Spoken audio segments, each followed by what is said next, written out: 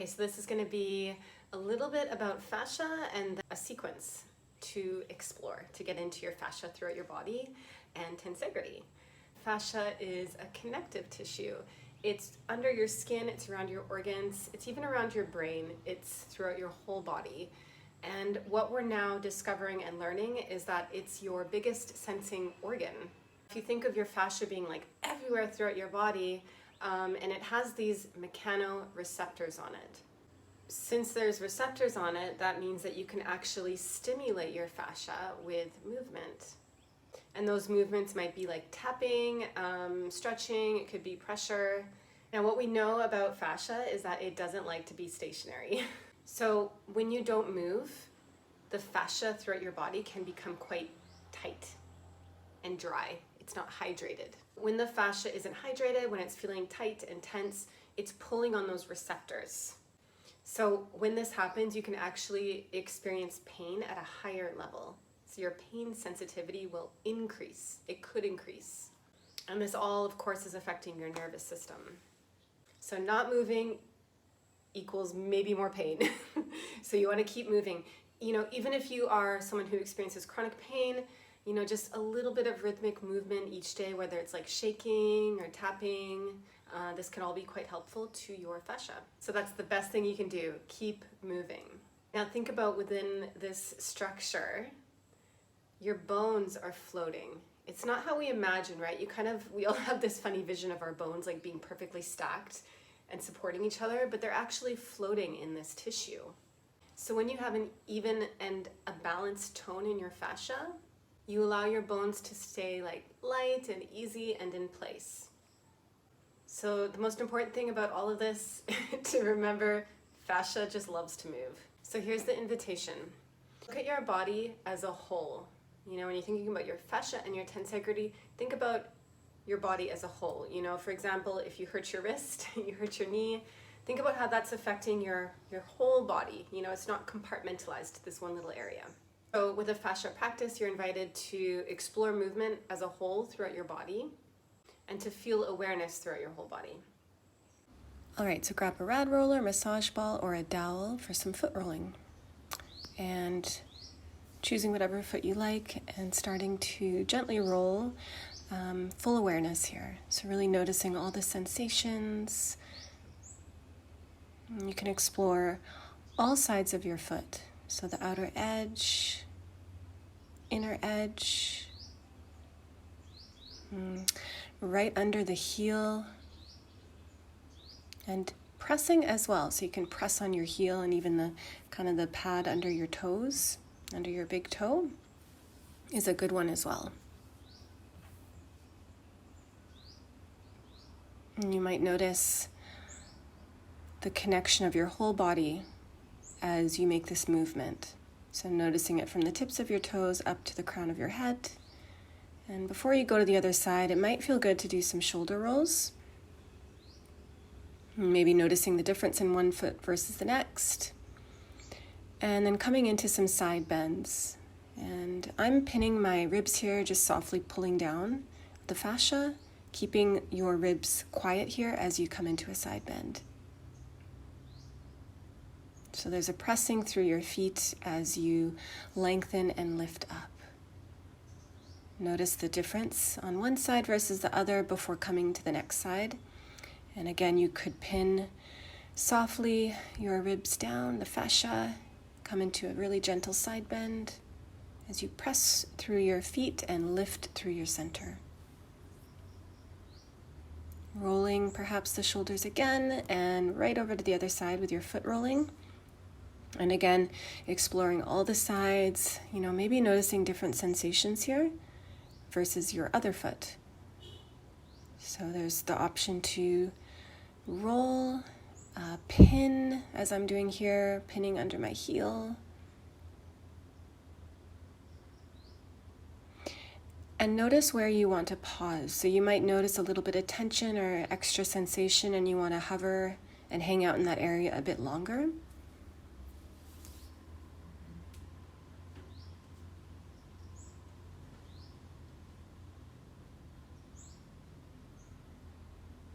Continuing to roll And when that feels complete, coming into a little forward fold here. Now, if you have a dowel, you could have the dowel under both of your feet, right under the toes.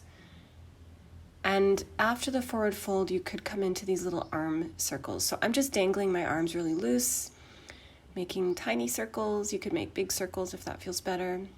And going the opposite way and then taking a few sways to release any tension, any energy you want to send out. And coming up nice and slow. So this is one of my favorite poses. So doing a top of foot stretch. So notice if you could bend through both of your knees and you can really press the tops of your feet. So even going above the toes and trying to press the tops of your feet down into the ground. So noticing all those sensations. You might finish with a little dancer pose. So feel the lift in your sternum as you draw down in your tailbone. Knees stay together and let your knee be heavy here. So there's a bit of a lift, but also a drawing down. So notice that contrast, that tensegrity. Always pausing between to notice the difference before going to the other side. Now, you could be using a wall for support here, okay? So you could always have your hand against the wall to keep your balance. And then really bending through your knees, noticing the amount you want to press on the top of your foot. And to close up, you could do that dancer pose. Again, you're going to draw your knees together, lift through your sternum, but allow your knees and your pelvic bowl to be heavy. Maybe tucking in through the tailbone as well here if you notice you're sort of sticking out here in your sits bones. Good, and then shake it out, open the palms. Again, take a moment to notice all the sensations, and we're gonna come down here and take a little rest. So if you have a slow-mo ball, you could place it, or even like a little cushion under your sacrum. And we'll just pause here with the feet flat. Feel your ribs on the floor, on the ground. Let your shoulder blades get heavy. You could even lift your head and reach it up a little bit to settle here. And this is a nice time to notice your relationship to gravity and the earth, letting things feel a little bit heavy here. And perhaps exploring your breathing, maybe noticing the breathing from your chest, even bringing your hands here. And then noticing your lateral breathing, the sides of your ribs. I'm using the tops of my hands here to feel the breath here sideways.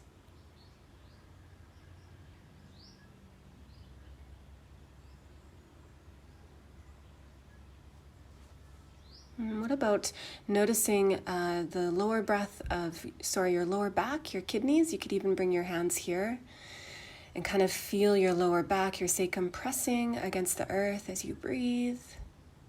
So option to explore all the different parts that you can breathe into.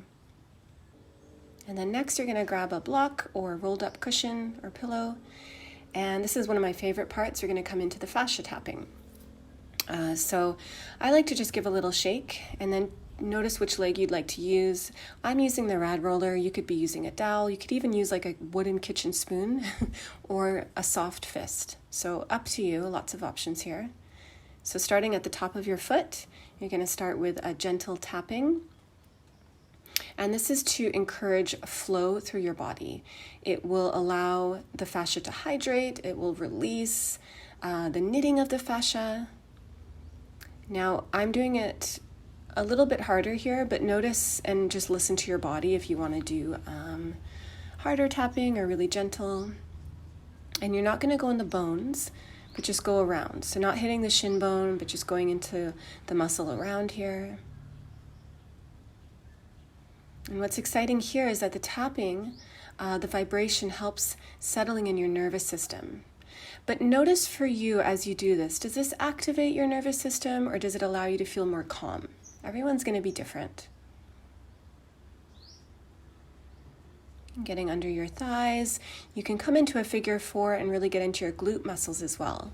If you're someone who does lots of running or sitting, you might really enjoy those sensations, getting into those muscles.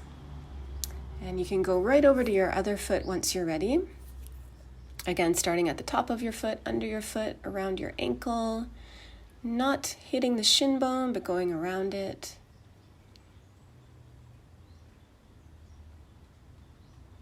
Under the calf muscle, even under the knee you might like to explore.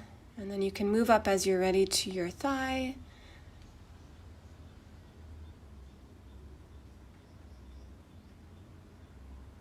And maybe doing the figure 4 on this side as well. So you're going to get into your glute muscles.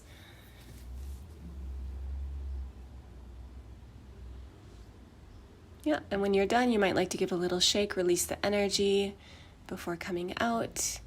And as you move up, I'm going to use just fingertips. Always checking in with yourself if you want to do the tapping on the belly. You could skip that part. Today I'm feeling like I'm going to do the belly tapping and moving up to the sides of my ribs. Now, this is a really good space to explore the Brahmari breath, which is a humming as you exhale, in and out through your nose, but on that exhale, you'll make a low humming sound. Okay, so you could explore this as you do your belly and your chest.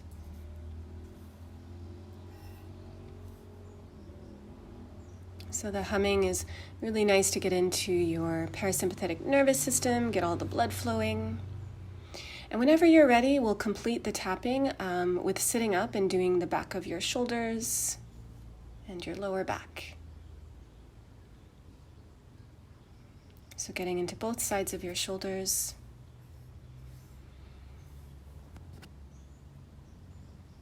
Maybe keeping up with the Brahmari breathing, and then getting into your kidneys, your lower back with some gentle tippy taps with the fingertips. And I like to do my arms last. So I'm doing kind of like a cupping action as I tap from the shoulders down to the palms.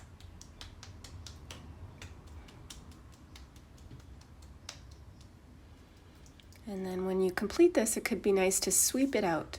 So sweep with intention, thinking about cleansing your energy. So from the heart outwards, sweep it out. I like to make a shh sound as I exhale here. Kind of adds to that intention of cleansing. So you might like to do that as well.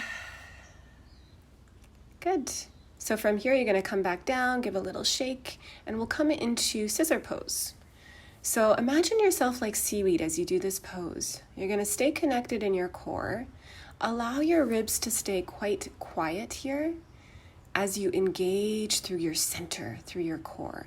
So it's a nice feeling of fluidity and spaciousness, yet there's a connection in your core. The pelvis is heavy here. I love this pose because you can really think of your body as a whole, thinking about the desire to have that tension, but also the areas where you release. This is Jnana Mudra. It is the index and thumb touching for owl wings. This is really nice to open in your chest. So with your palms facing you, really softly opening up. I'm turning my head to either side. You could do this as well. And allow there to be an awareness to your upper back and your ribs as you explore this pose. So intention is to keep things really fluid, really easy here.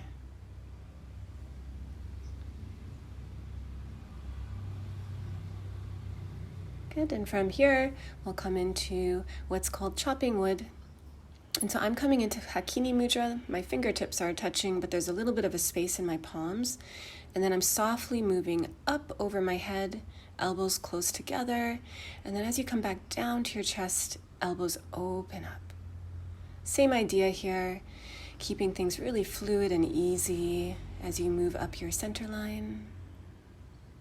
Noticing your breathing, perhaps an inhale as you lift up. And an exhale as you draw down. So in all of these arm movements, keeping your rib cage quiet and connected to the floor. So I'm closing this up with a few gentle moves and bringing my hands to my belly and my heart. Take a few breaths here as you close your practice up, noticing all the sensations. All right, so that's a little fascia practice. You could do this every day, and remember that your fascia loves to move, your nervous system loves frequency, so even if you do a little bit of this every single day, that is perfect. Thank you.